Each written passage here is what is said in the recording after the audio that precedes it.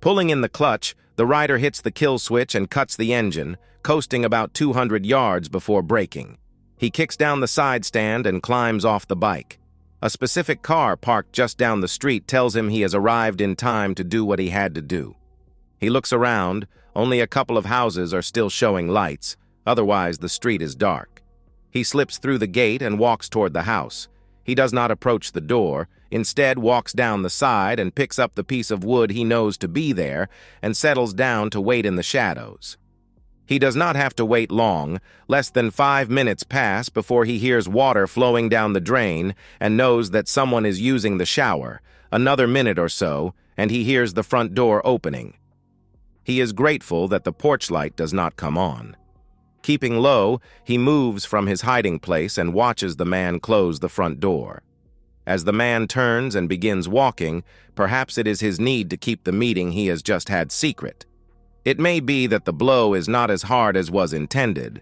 Whichever the reason, he only lets out a low groan as the wood strikes him on his knees. The assailant expects him to scream in pain, at least cry out. But the only sound other than the impact of wood hitting kneecaps is a stifled ugh as his reflexes force him to take a step back. Standing, the aggressor takes a backstroke for another swing, this time. The blow is straight to the face and puts the recipient down. The only sound other than the impact is the sound of the unconscious body hitting the floor.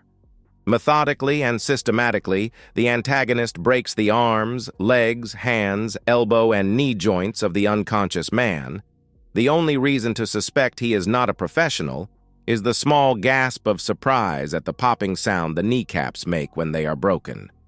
The victim does not regain consciousness as he is beaten. Aside from the one blow to the face, the assailant is careful not to damage the head, ribs, and genitals of his prey. Less than 2 minutes after the attack began, the attacker walked back to the motorcycle. An ambulance siren pulls me from my thoughts. It overtakes and it seems to be going in the same direction I am. In fact, I follow it all the way to my home. A home currently brightly illuminated with a multitude of blue flashing lights coming from 3 police cars and now the ambulance. A number of uniformed people are milling about the front garden. I pull up in the nearest available space and run toward my house. "What the hell is going on?" I scream. One policeman tries to stop me. I dodge past him, firing out questions at everyone and no one, and start shouting. Anne, where are you? Anne, where the hell is my wife? What has happened?" And finally, "Who the hell is that? And why is he lying on my doorstep?" Another copper gets in my way. I fire similar questions at him. "Sir, please identify yourself and your reason for being here." Shit. Me asking about Anne and calling her my wife should make those questions redundant. How can these jerks, the people that are supposed to solve crime, not have a clue? "I live here. Now where is my wife?" "Sir, please restrain yourself and stop the abusive language. There is really no need." "Really? How the hell do you know? You ever come home to find your house crawling with you, doing whatever the hell it is that you're doing? No one, not one of you will tell me where my wife is, let alone how she is. Never mind telling me who the hell that guy is and why he is laying on my front doorstep." "The lady of the house is being interviewed inside, sir." "But she's all right?" I asked. "Yes, sir." At last, a straight answer. I thank the copper and duck around him as he is distracted by the bloke on my doorstep being relocated via stretcher. With PC Bright trailing after me, I go inside and find Anne and a couple of plainclothes officers in the front room. "What the hell is going on, Anne?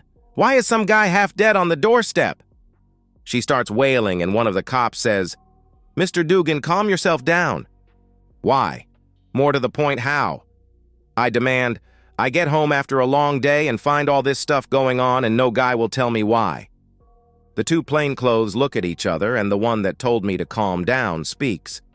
At 11:49, a call was made to the emergency services and reported a man being beaten at this address. A car was dispatched, but by the time it arrived on the scene, the assailant had left the area. The officers assessed the victim and called for an ambulance and support. Now where were you at 10 to 12? Coming down the A1 at a guess, probably around the A605 junction. Why do you think I did this? What reason would I have? I break off and look at my wife. Were you being intimate with that guy? She wails again, burying her face in her hands. You were, weren't you? I shout. She continues to cry into her hands. I give a snort of disgust and look at the copper. If you find out who did this, tell him I owe him a beer or two. Now, if it's all the same to you, I'll go for a shower. Sorry, sir. We need to make sure you were not involved in the attack. Check you for blood and such.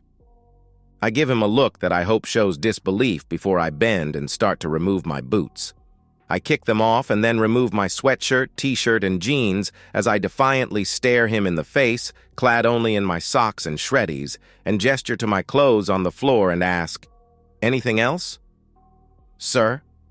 He takes a deep breath before continuing. "Please put your clothes back on." "Why? So you can drag me down the nick in a bit, make me take them off again, and wear some paper jumpsuit until you deign to release me?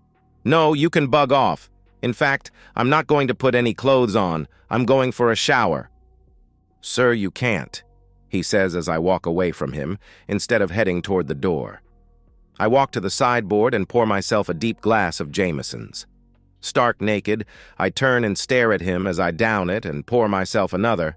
I raise my glass to him and smile before downing the second, watching as he is now frantically discussing something with one of his colleagues.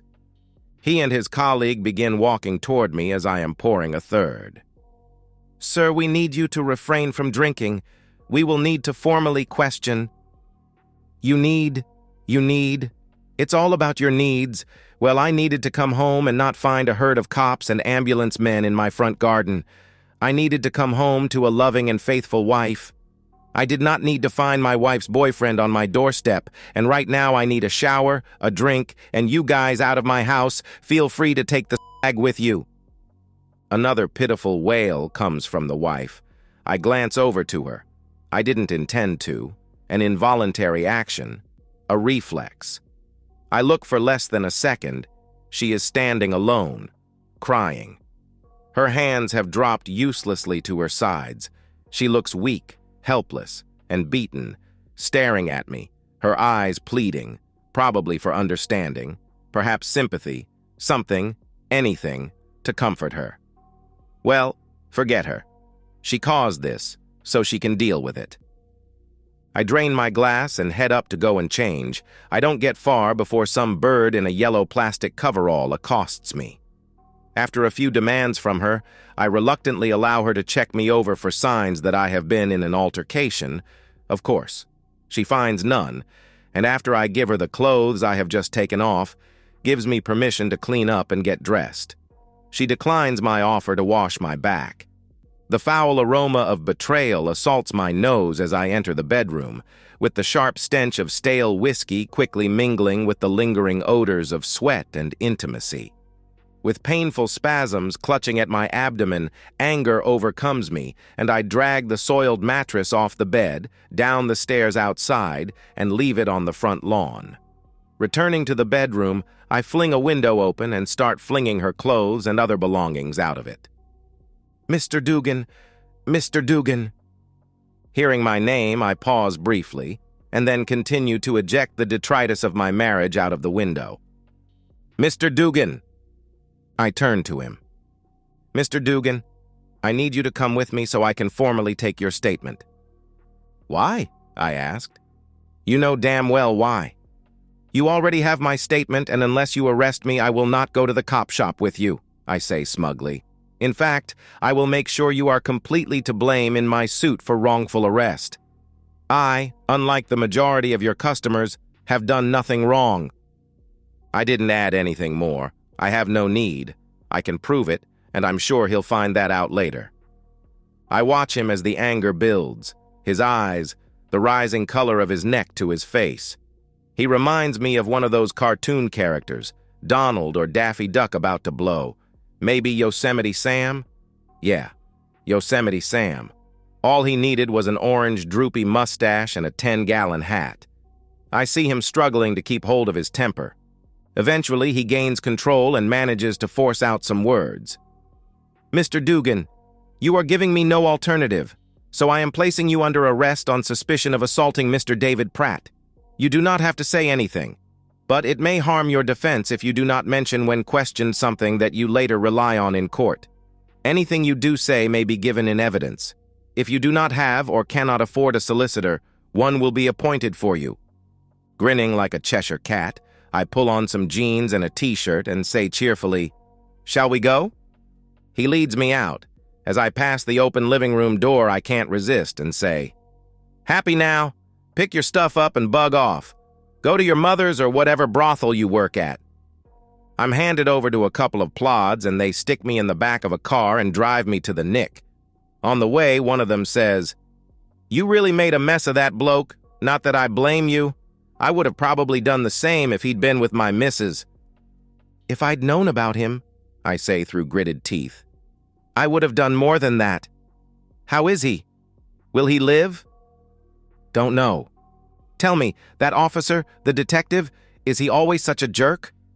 I hear two stifled sniggers, but neither offers an opinion. A short while later, I am booked in and left in an interview room. Expecting a long wait, I rest my head on my arms and try to go to sleep. It seems every time I manage to nod off, someone comes barging in and wakes me up. Eventually, Detective Dipstick comes in and sits on the other side of the table. After asking me whether I wanted to have legal representation, he cautions me again and informs me the interview is being taped.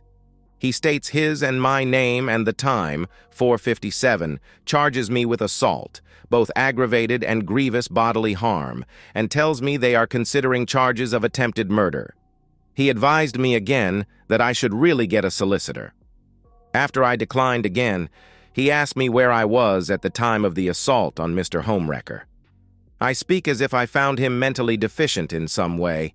Enunciating slowly and carefully, I say, "As I told you last night, I was returning home from Newcastle. I drove straight home with no stops and followed an ambulance to my home after it overtook me on the Huntingdon Road. Upon arrival, I discover a parcel of police officers, yourself included. Is it a parcel? Perhaps drove or drift would be more appropriate. Nevertheless, there was a lot of you and some bleeding pig gut on my doorstep, shortly after I also discovered that my wife was the pig he had been intimate with. Since then, I have had my clothing taken from me and not allowed to clean up after a long day's work, even though I vomited and remained nauseous for some time after both seeing and smelling residual confirmation of my wife's betrayal. Also, I have been prevented from sleeping. I have now been awake for over 25 hours. I pause briefly. All of this I told you at my house shortly after I arrived home. I watch his anger rising again. I note earlier I had missed the reddening of his ears as the first sign of his displeasure the first time I had goaded him. Have you any way to substantiate this? Yes.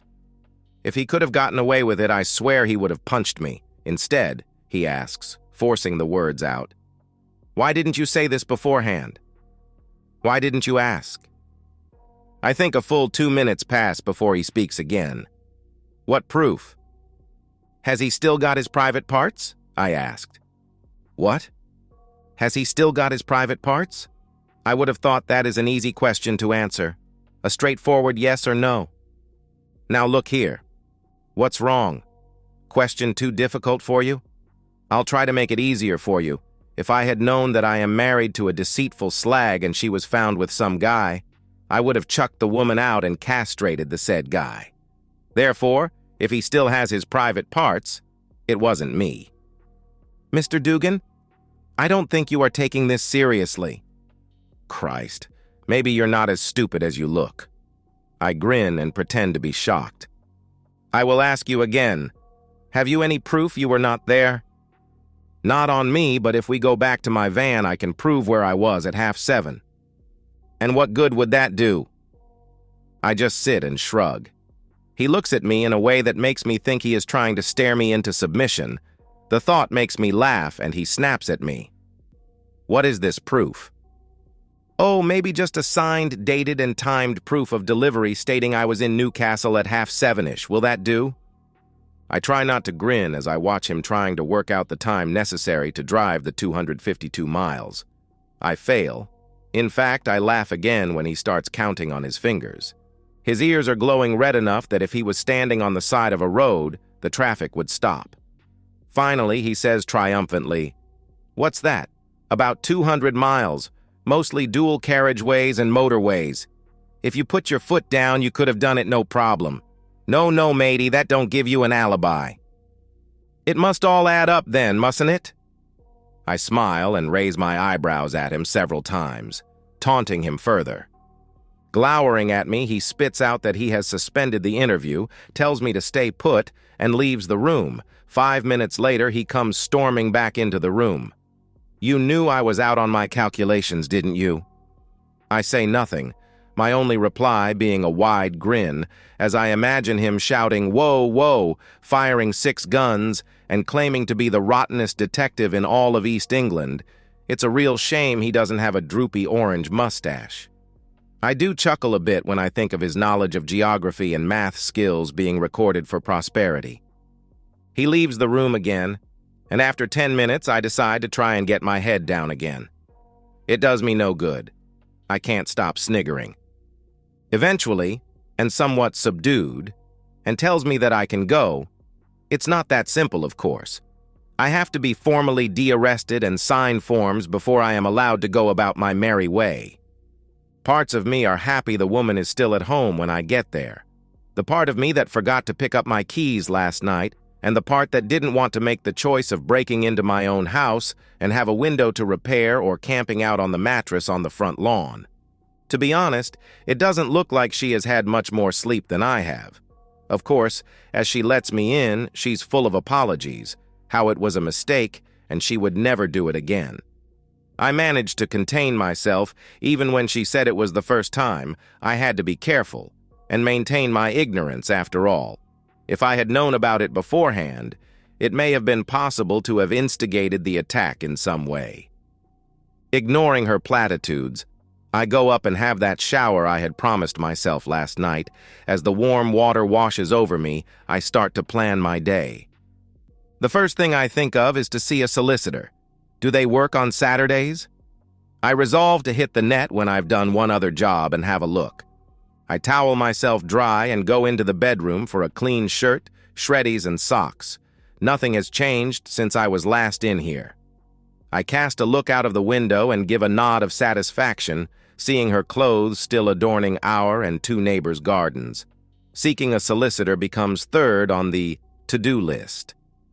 As I get to the bottom of the stairs, she calls through, telling me she has made a coffee. I must admit, I could really use one. I join her in the living room. She is standing, looking at me.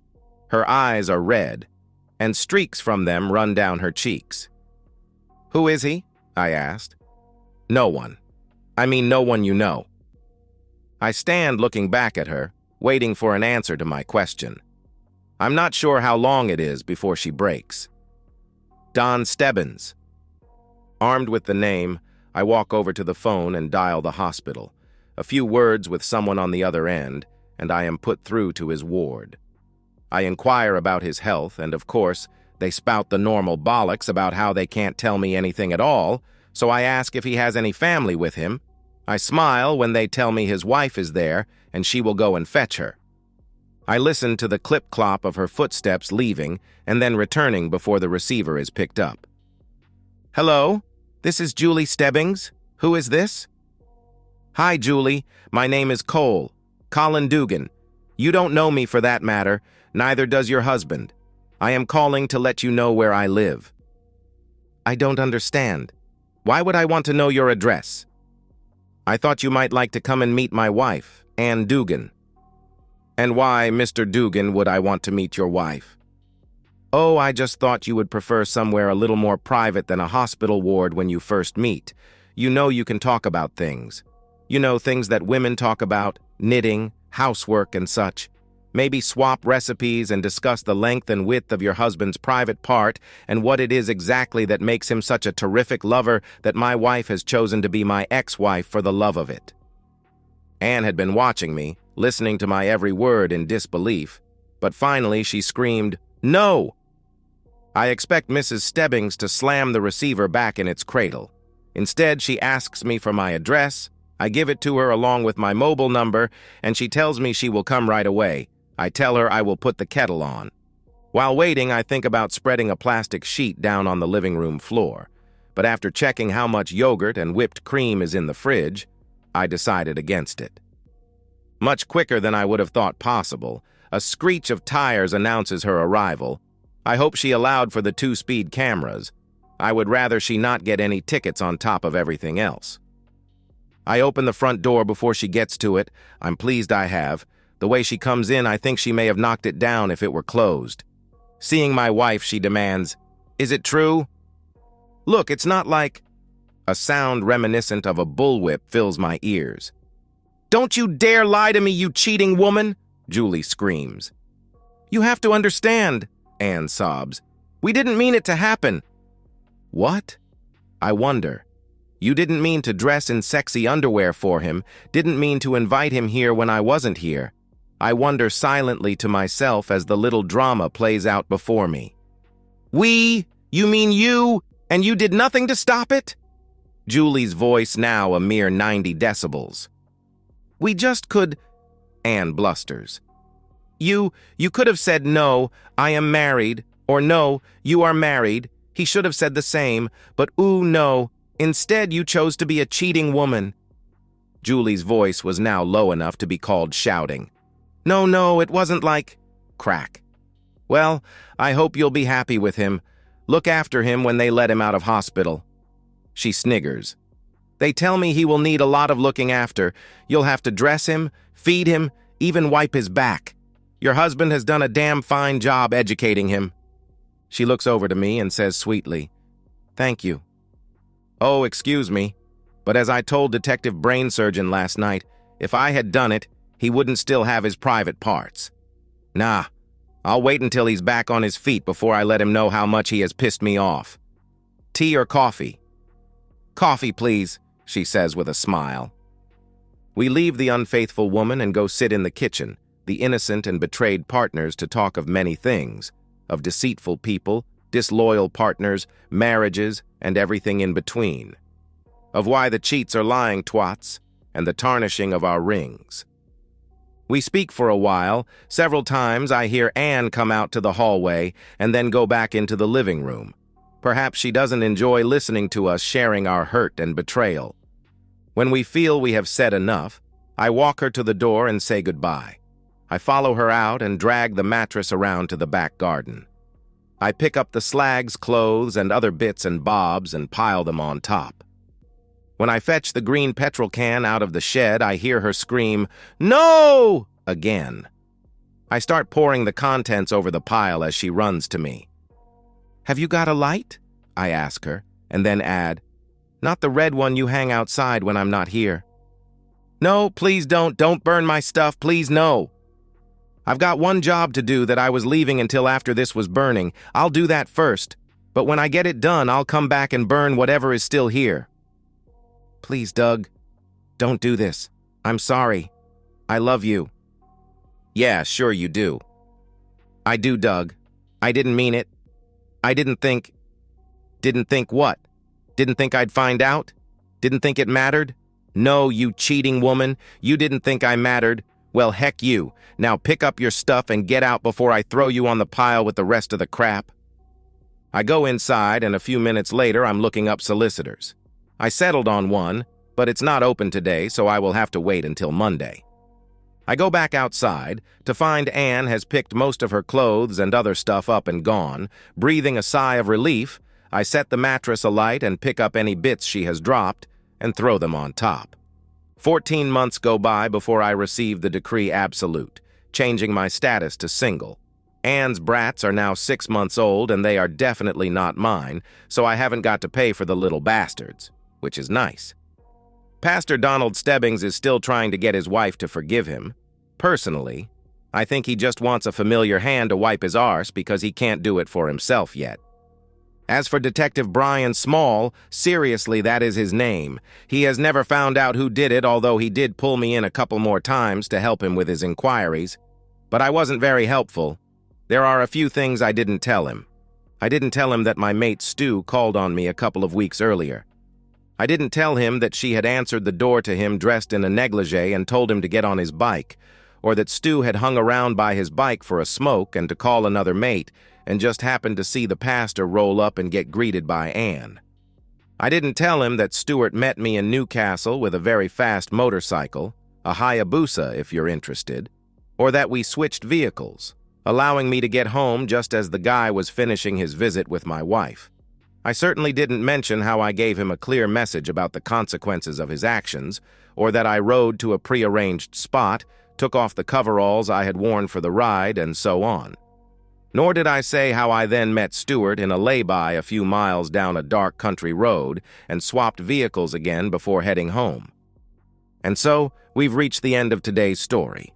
Was it what you expected, or did it take a twist you didn't see coming? I'm curious to hear your thoughts. Share them in the comments below, and let's get a conversation going. If this story kept you hooked, make sure to hit that like button. And if you're new here or just haven't subscribed yet, now's the perfect time to join our community. I bring you fresh, captivating stories every day, so click that subscribe button and turn on notifications so you never miss out. Thanks for watching, and I'll see you in the next one.